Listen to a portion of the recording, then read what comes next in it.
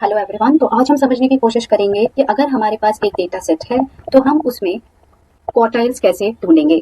How to solve quartile individual data set problems. इससे पहले हमें ये समझना होगा कि क्वार्टाइल होता क्या है।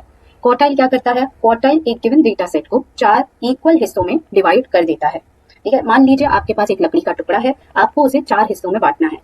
उस लकड़ी के टुकड़े में आप कितनी जगह कट मारेंगे? 3 जगह, 1 2 3। तो उस लकड़ी के कितने टुकड़े हो जाएंगे? 4 टुकड़े आपको मिल जाएंगे। वैसे ही किसी भी डेटा सेट को अगर आपको 4 इक्वल हिस्सों में बांटना है तो आप उनमें 3 क्वार्टाइल वैल्यूज ढूंढते हैं।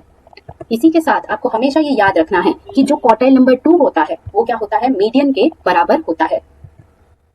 ये आपको याद रखना है कि क्वार्टाइल्स को आप असेंडिंग और डिसेंडिंग ऑर्डर में लगा सकते हैं। जब आप क्वार्टाइल ढूंढ रहे हैं, आप डेटा सेट को या तो असेंडिंग ऑर्डर में रखिए या तो डिसेंडिंग ऑर्डर में रखिए, ये आपके हो। लेकिन कन्वेंशनल मेथड जो है, जो ट्रेडिशनली मैथमेटिक्स में फॉलो किया जाता है, वो है असेंडिंग ऑर्डर में। तो आप हमेशा क्वार्टाइल्स को फाइंड आउट करते टाइम डेटा को किस ऑर्डर में रखना पसंद करेंगे? असेंडिंग ऑर्डर में।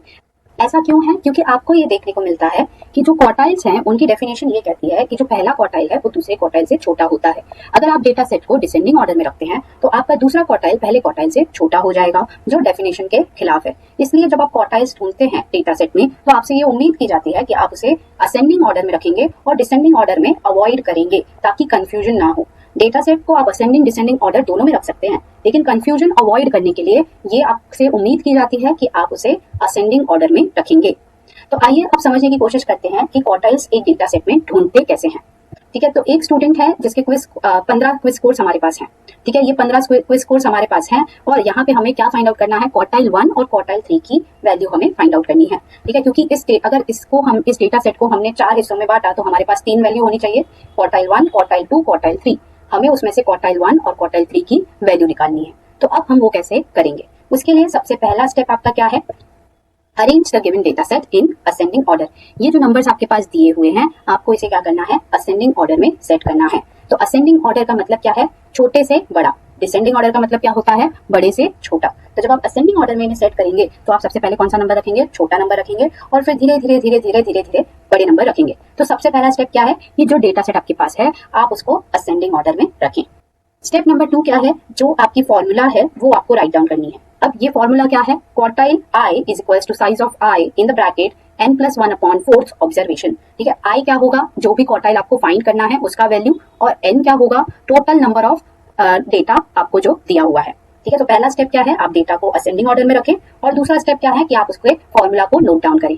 तो तीसरा स्टेप क्या बोलता है कि हमें n और i की वैल्यू फाइंड आउट करनी है, क्योंकि आपके फॉर्मूला में ये दो टर्म्स हैं i और n, तो आपको n और i की वैल्यू फाइंड आउट करनी है। n और i की वैल्यू जनरली आपको क्वेश्चन से मिल जाती है। तो जो आपको क्वार्टाइल नंबर ढूंढने के लिए कहा गया है, जैसे यहाँ पे 1 और 3, तो वो ही आपकी i की वैल्यू है। और यहाँ पे n मतलब क्या? Total number of numbers in your data set. तो टोटल नंबर्स कितने हैं? यहाँ पे 15 है, तो आपकी n की वैल्यू क्या हो गई? 15 हो गई। तो n क्या है? Total numbers in the data set. Data set में कुल मिलाकर कितने नंबर हैं, और i क्या है? जो क्वार्टाइल आपको फाइंड आउट करना है, जो इस केस में क्या है? क्वार्टाइल 1 और क्वार्टाइल 3। नाउ स्टेप 4 में आप क्या करेंगे? n और i की वैल्यू को सब्स्टिट्यूट करेंगे। आपके पास फॉर्मूला है, n और i की वैल्यूज हैं, आप उनको फॉर्मूला में डालेंगे। जैसे ही आप उनको फॉर्मूला में डालते हैं तो आपको क्या मिलेगा? फॉर्मूला सॉल्व करने के बाद quartile 1 is equal to size of fourth observation. तो अगेन आप उसी सीक्वेंस के पास जाएंगे जो आपने स्टेप 1 में रखा था, आप उसको काउंट करेंगे 1 2 3 4, और फोर्थ ऑब्जर्वेशन इज 15, तो Q1 क्या हो जाता है? 15 हो जाता है। तो क्वार्टाइल नंबर 1 क्या है? 15। इसका मतलब क्या है? अगर इस डेटा सेट को मुझे 4 हिस्सों में बांटना है तो पहला कट यहाँ पे आएगा जहाँ पे 15 है, तब जाके ये डेटा सेट क्या होगा? 4 इक्वल पार्ट्स में डिस्ट्रीब्यूट होगा। अब क्या खाली हमें Q1 ढूंढना था? नहीं, हमें Q3 भी ढूंढना था। तो फिर से हम यही करेंगे, Q3 की वैल्यू डालेंगे। Q3 में हमने क्या किया? i के जगह पे 3 लिखा और बाकी n के जगह पे 15 लिखा, और कैलकुलेट करने के बाद क्या मिला? Q3 is equal to size of 12th observation. तो फिर से हम काउंट करेंगे और हमें पता चलेगा कि 12th ऑब्जर्वेशन क्या है? 30। सो Q3 इज इक्वल टू 30। तो ऐसे करके आपने इंडिविजुअल डेटा सेट में क्या फाइंड आउट कर लिया? क्वार्टाइल्स फाइंड आउट कर लिए। अब यहाँ पे एक दिलचस्प बात ये है कि ये दोनों एग्जाम्पल्स में लकीली हमारा जो नंबर था वो 4 के साथ क्या था? डिविजिबल था। मतलब जो नंबर हमें ऐड करने के बाद मिला वो क्या था? 4 के टेबल में आने वाला था। लेकिन हर बार हम इतने लकी नहीं होते। तो जैसे ये दूसरे एग्जाम्पल में अगर आप देखते हैं तो आपके पास कंपनी में कितने एम्प्लॉइज हैं? 10 एम्प्लॉइज हैं। उनकी आपको एज ग्रुप दी गई है और आपको Q1 और Q3 ढूंढना है, जैसे आपने पहले ढूंढा। अगेन सबसे पहला स्टेप क्या होगा कि आपको गिवन डेटा सेट को असेंडिंग ऑर्डर में रखना है। लकीली हमारे लिए यहाँ पे डेटा सेट असेंडिंग ऑर्डर में ही है, तो हमने उसे असेंडिंग ऑर्डर में रख दिया। स्टेप 2 क्या था? फॉर्मूला लिखना है, हमने फॉर्मूला भी लिख दिया। स्टेप 3 क्या था? इस फॉर्मूला में n और i की वैल्यू हमें ढूंढनी है। तो आई की वैल्यू अगेन यहाँ पे क्या है 1 और 3, क्योंकि हमें वही क्वार्टाइल ढूंढना है, क्वार्टाइल 1 और क्वार्टाइल 3।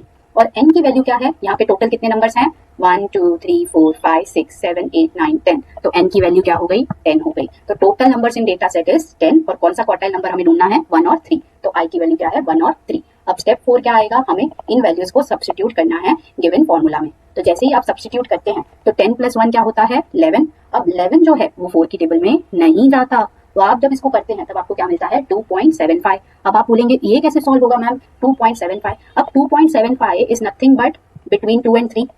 अगर आप 2.75 देखते हैं तो वो क्या है 2 और 3 के बीच का नंबर है, ठीक है। तो इसके वजह से जब आपके साथ ऐसा होता है तो आप क्या करते हैं सेकंड ऑब्जर्वेशन प्लस 0.75, क्योंकि ये 2 और 3 के बीच का है तो थर्ड माइनस सेकंड ऑब्जर्वेशन। तो यहाँ पे थर्ड ऑब्जर्वेशन क्या है 28 माइनस सेकंड ऑब्जर्वेशन क्या है 25। आप जब इसको सब्ट्रैक्ट करते हैं आपको 3 मिलता है। सिंपल मैथमेटिकल कैलकुलेशन करने के बाद आपको Q1 की वैल्यू क्या मिलती है 27.25। तो क्वार्टाइल 1 अगर हमें इस गिवन डेटा सेट को 4 इक्वल हिस्सों में काटना है तो पहला हिस्सा कहाँ पे आएगा, पहला कट कहाँ पे आएगा 27.2 से। एक एडिशनल स्टेप आपको यहाँ पे करना पड़ता है जब वो नंबर 4 की टेबल में नहीं आता।